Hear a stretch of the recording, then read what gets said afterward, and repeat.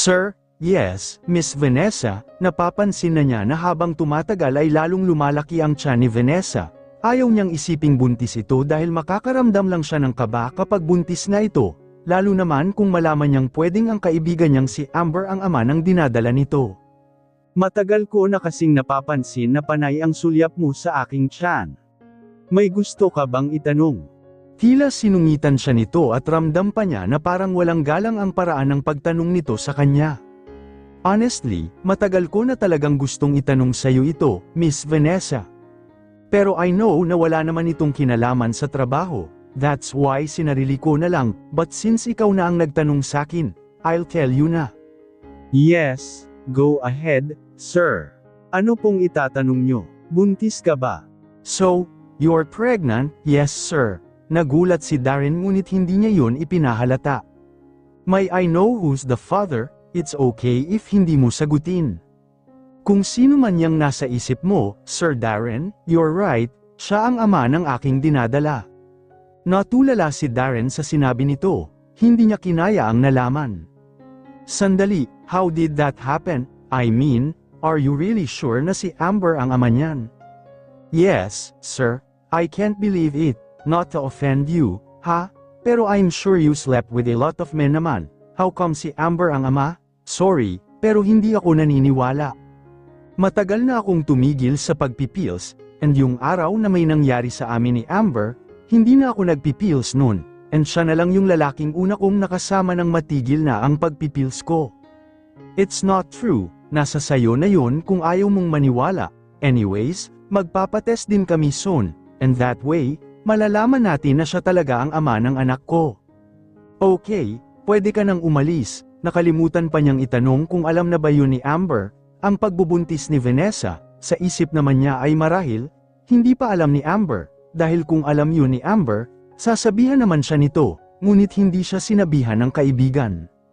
Napagpasyahan ni Darren na huwag muna agad itong ipaalam sa kaibigan, hahanap muna siya ng tiyempo upang sabihin ito. Nagtaka naman siya kung bakit hindi pinaalam ni Vanessa kay Amber ang pagbubuntis nito, ano kaya ang pinaplano ni Vanessa, pero may parte ng isip niya ang nagsasabing mabuti at hindi muna nito pinaalam kay Amber dahil baka malaman din ito ni Cornelia, mas magugulo ang lahat. Talaga po, sandali, sigurado po ba kayo, Aling Teresita? Oo, hiha, matagal na kaming magkapit bahay ni Doris, walang babaeng nagngangalang Kathy dito. Kausap ngayon ni Jasmine ang isa sa mga kapitbahay ni Manang Doris, pinuntahan niya talaga ang lugar kung saan ito nakatira upang alamin ang babaeng Kathy dahil binabagabag ang kanyang isipan sa nagdaang mga araw. Baka naman po kamag-anak niya yung narito, naku, hiha, kabisado na namin ang buhay ng aming mga kapitbahay dito kaya imposibleng magkamali kami, walang Kathy dito. Sige po, Aling Teresita, maraming salamat po, ha. Walang anuman, hiha, kinuha naman niya ang palad nito upang ibigay ang perang hawak niya. Nako, hindi mo naman ako kailangang bigyan. Naku, Aling Teresita, sa inyo na po yan, let's just say na kaunting tulong ko na lang po yan sa inyo. And hindi lang po kayo ang binigyan ko, pati na rin po ang ibang tao rito na pinagtanungan ko. Sige na po, tanggapin nyo na po, o siya, kung yan ang gusto mo, maraming salamat, ha? You're welcome po. Sige po, Aling Teresita, mauna na po ako. Mag-iingat ka, hiha. I really find it odd. Bakit walang babaeng nagngangalang Kathy na kapitbahay ni Manang? Please. Manang, enlighten me, hindi ako makatulog ng mabuti every night dahil dito sa Kathy na ito. May connection ba siya sa pagkamatay mo? Manang, because I really feel na meron, malakas ang kutob ko pagkarinig ko pa lang sa pangalan niya. Mama Alma said that Kathy rushed to call the nurses dahil yun nga, nag-flatline yung screen sa monitor. Nagulat silang lahat and they did their best para bumuti si Manang, pero idineklara nilang patay na si Manang, nandoon din ang doktor, at... Wait, Kuya Amber and Ate Cornelia talked about that woman na nagpunta ito sa bahay that same day na nangyari ang aksidente kay Manang, hindi kaya may kinalaman ang babaeng yun sa pagkamatay ni Manang sa ospital, if ever na may kinalaman siya. I'm pretty sure she would do something just to make Manang's mouth shut. Pero, bakit sa ospital namatay si Manang? Did that woman visit Manang? She could disguise herself and kill Manang without others knowing it. I sounded like pinagbibintangan ko ang Vanessa na yon, pero posible talaga eh. I must do something. Let's go, Jasmine, you can do this. It's for Manang's justice. And for me, too, para makatulog na ako ng maayos. Pinaandar ni Jasmine ang sasakyan upang isagawa ang plano niya na siya lamang ang nakakaalam. Nasisiraan ka na ba, Vanessa? Huwag mo ngang idamay yang bata sa tiyan mo sa kabal-iwang ginagawa mo. Pambubus ka ni Enrique kay Vanessa nang makita niya ito sa bar na malapit sa kondo nito at binabalak pang uminom ng alak, buti na lang at nakita niya ito. Kaunti lang naman eh, please, Enrique, I need to drink kahit isa lang. No, Vanessa, hindi pwede yun, buntis ka, kailangan mong ingatan yung baby, ingat na ingat siyang dinadala ito palabas ng bar. Okay, fine, nami-miss ko lang si Amber kaya gusto ko lang uminom, okay. Anong koneksyon nun, Vanessa? Porke nami-miss mo siya. Maglalasing ka na, idadamay mo pa yung anak mo sa kahibangan mo, ni hindi pa nga yan naiisilang eh. Gago, hindi ko idadamay ang anak ko, at saka, pwede ba, hindi naman kita pinipilit na lapitan ako, nasamahan ako, bakit ba sunod ka ng sunod sakin? Kasi nag-aalala ako sa'yo, baka may gagawin ka na namang hindi maganda. Wala akong gagawing hindi maganda. So please, leave me alone, I don't need you. Vanessa, sa di kalayuan naman ay nakamasid sa loob ng sasakyan si Jasmine, lihim niyang sinundan si Vanessa hanggang dito, at laking gulat niya sa nalaman. Buntis siya? Oh, my gosh, I just hope Kuya Amber is not the father, please. Akmang paaandarin na ni Jasmine ang sasakyan upang umalis ng mahagip ng mga mata niya ang lalaking nagpapatibok ng puso niya ngayon. Anong ginagawa niya rito? Nakita naman niyang lumapit si Delphine sa lalaking kausap ni Vanessa kanina. Nagkausap silang dalawa. Hindi naman marinig ni Jasmine dahil malayo-layo ang mga ito. Seryoso ang usapan ng mga ito. Kita na ni Jasmine ang lungkot at sakit sa mukha ni Enrique na hindi pa niya kilala, bakas sa mukha nito na nasasaktan. Umalis na si Enrique at si Delphine naman ay patungo sa bar. Nagtaka si Jasmine kung bakit ito papasok sa bar. Nagtatanong ang isip niya kung may kasama ba ito sa loob. Automatiko namang napadial si Jasmine sa cellphone niya. Nasaan ka? Wala man lang hello. So, nasaan ka? Mismo ako, papasok ako sa bar, may kasama ka? Wala naman, ba't ka papasok sa bar, iinom lang saglit? Baka magkikita kayo ng babae mo, ha? Sus, ito naman, selos agad, don't worry, ikaw lang ang baby ko. Sige, bye na. Teka, sandali lang, bakit? Hindi na lang ako iinom. May sasabihin ako sa'yo. Importante ito tungkol kay Vanessa.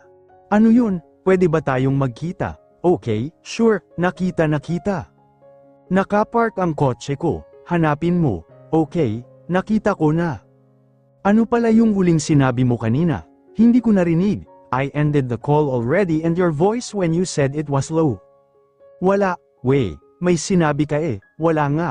Oh, what did you and that guy a while ago talk about, ha? So, kanina ka pa pala dito, ano, buntis si Vanessa? Narinig ko kanina, nag-usap sila, parang may gusto yung lalaki kay Vanessa. Totoo yan, sinabi na niya mismo, pero alam mo ba kung sino ang ama? Hindi, they didn't mention about it, but I pray it's not my brother. Sinabi ba niya sa'yo kung sino? Hindi rin niya alam, pero malakas ang kutob niya na siya yung ama ng dinadala ni Vanessa. What? So, you mean that may nangyari rin sa kanilang dalawa ni Vanessa? Sa bagay, marami naman talaga siyang lalaki. Wait. Oh, ba't ganyan ka makatitig sa'kin? Hindi ka naman isa sa mga lalaki niya, di ba? Anong klaseng tanong yan? Siyempre, hindi, at saka, hindi ko type yun. Okay. I believe you and I trust you, may isa pa akong sasabihin, and I think hindi mo pa alam ito unlike sa nauna kong sinabi. Ano ito? Nandun din si Vanessa nung araw na inilibing si Manang Doris. Tinanong ko kasi si Enrique kanina kung siya ba yung nakita ko noon. Naalala mo yung nasa huli tayo, sa likuran ni na Cornelia at Amber? Oo, nakita ko si Enrique noon sa malayo-layo. Then, may kasama siyang babae. Pero hindi ko makilala kung sino dahil may tel ang nakatabon sa kanya. kaunting mukha lang niya ang nakita ko noon at may suot pa siyang sunglasses kaya mas lalong hindi ko nakilala kung sino, but it's possible na si Vanessa yun kasi nandun si Enrique, magkakilala sila. Nagulantang si Jasmine sa narinig, lalong lumakas ang kutob niya na maaaring si Vanessa nga ang may pakana ng pagkawala ni Manang Doris, tela at sunglasses ang nagbigay sa kanya ng clue, yun din ang sinabi ng ina niyang si Alma noon na dumalaw kay Manang Doris sa ospital. Delphin, alam mo kung ano, hindi ko alam, biro lang, sige, ano ba yun? I have this feeling kasi na may kinalaman si Vanessa sa pagkamatay ni Manang, she disguised herself para hindi siya makilala, sabi mo, nakita mo siya noong araw ng libing, ganoon din yung itsura or suot niya nung i-describe siya ni Mama Alma, and yung araw na nahulog daw si Manang Doris sa hagdan, Vanessa was there, at saka, you know what? Walang babaeng Kathy ang pangalan doon sa lugar ni Manang Doris, nagpunta ako roon at nagtanong sa mga kapitbahay. Weird, hindi ba? May something talaga, let's say na si Vanessa nga ang pumatay kay Manang, pero wala naman tayong ebidensya. That's the problem now, don't worry, tutulungan kita, hindi rin ako mapakali dahil hindi ka mapakali. Thank you, I thought you're still mad at me, pare, sabi ni Amber kay Darren. Nagkasundo ang dalawa na magkita at mag-usap, si Darren ang tumawag sa kanya dahil may importante daw silang pag-uusapan. Kahit naman galit ako sa'yo, kakausapin pa rin kita dahil magkaibigan tayo, kumusta na kayo ni Cornelia ngayon? Ayos naman kami, pare, good thing napatawad na niya ako. That's good. Anyways, hindi na ako magpaligoy-ligoy pa kung bakit gusto kitang kausapin. Tungkol saan ba yan, pare? Alam mo na bang buntis si Vanessa? What? I see. Hindi mo nga alam. Vanessa is pregnant, pare. Noong una, I thought busog lang talaga siya. Pero habang tumatagal, lalo namang lumalaki ang tiyan niya. Nagkausap kami last time and nalaman kong buntis nga talaga siya. And, when I asked her kung sino yung ama ng dinadala niya, well, alam naman natin na maraming lalaki ang babaeng yun. She claimed that the father was no other than you. Ano?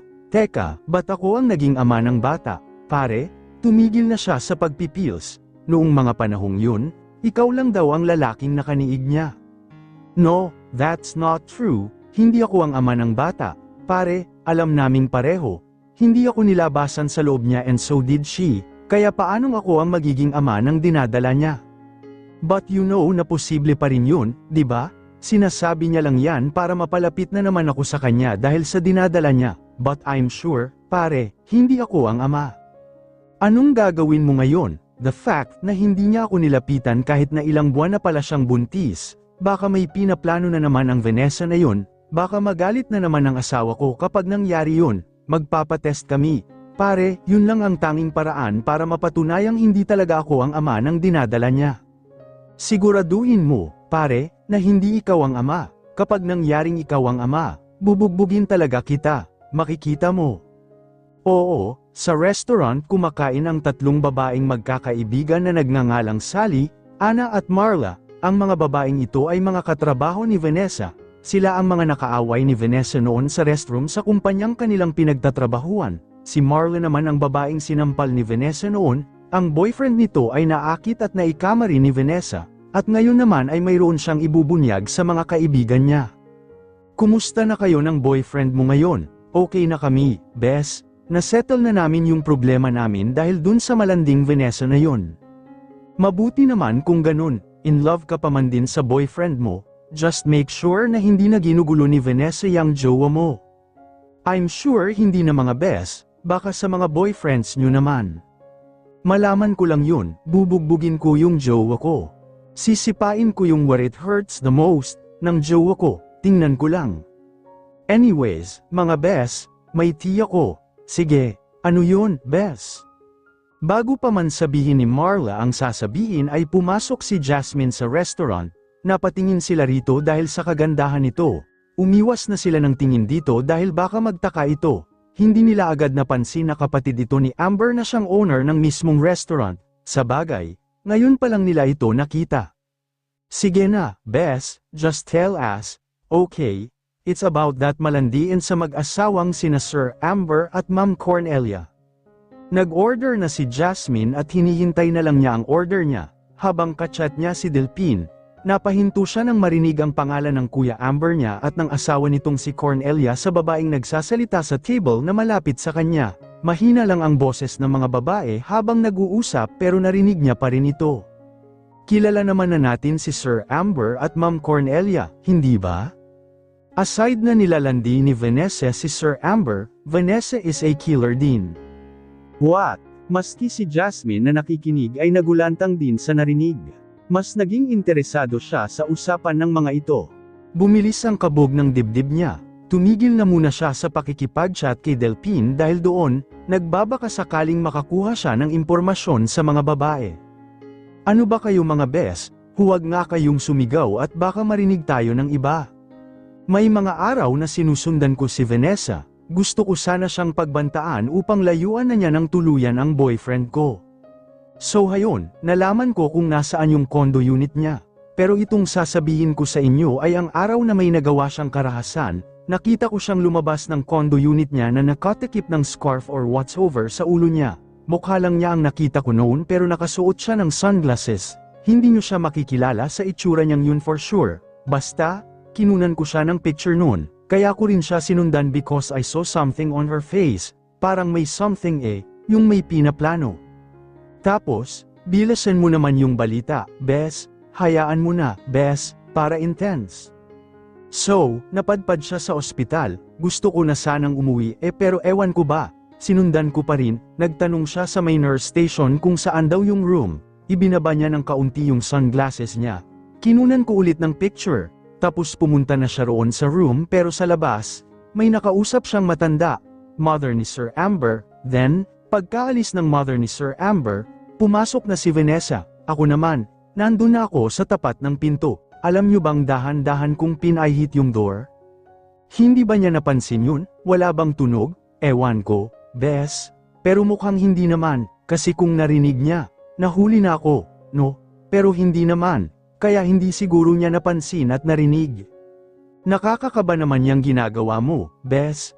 Hindi ko na inintindi yung kaba na mahuli ako. Basta't sinusundan ko lang ang sinabi ng utak ko. Alam niyo naman, kung ano-ano ang pumapasok sa isip ko, mga kalokohan ko.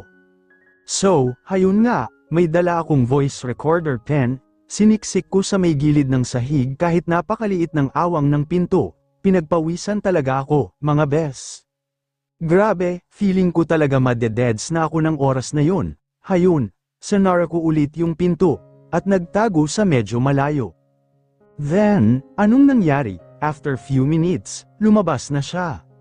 Nang makalayo siya, agad kong binalikan yung voice recorder pen ko, pero sobra akong nagulat sa narinig ko sa loob ng silid na yun, nag-flatline yung screen ng monitor. Dali-dali akong lumayo dahil baka bumalik na si Vanessa or baka may makakita sakin. Sumilip ako saglit, nagmamadaling pumasok yung mga nurses, doktor at si Vanessa. Hayun, umalis na talaga ako dahil sa takot. Pag-uwi ko sa bahay, pinakinggan ko yung recording. Hindi ako nakatulog sa nalaman ko. Vanessa killed the patient. Oh my gosh, napatutup ng bibig ang dalawa. Pinatay ni Vanessa si Manang Doris. Napalingon naman ang tatlong babae kay Jasmine, at nagkatinginan sila. Kanina pa pala nakatingin si Jasmine sa direksyon ng tatlong babae. Napatayo si Jasmine at lumapit sa tatlo na gulat na ngayon. Are you really sure na totoo yang mga sinabi mo? Naguguluhan man ay nagsalita si Sally. Narinig mo ang mga sinabi ko? Yes, I heard it all. Can I see and hear the evidence, please? Sandali, miss, bakit naman? I am Jasmine, kapatid ako ni Kuya Amber, yung owner ng restaurant na ito. Kilala ko rin ang babaeng pinag-usapan ninyo, and I hate her, too. The patient was Manang Doris, she was my second mother. Please help me, matagal na akong naghahanap ng evidence to prove na may kinalaman si Vanessa sa pagkawala ni Manang Doris. Hindi sapat ang ebidensyang meron ako, matagal na akong may hinala na siya ang may kasalanan, and hearing what you said, I know I was eavesdropping, pero may mabuting idinulot ang pakikinig ko sa inyo. And you've proven it na tama ang pakiramdam ko na siya nga talaga ang pumatay kay Manang. Please, miss, ikaw lang ang tanging makakatulong sakin para mabigyan ng justice ang death ni Manang.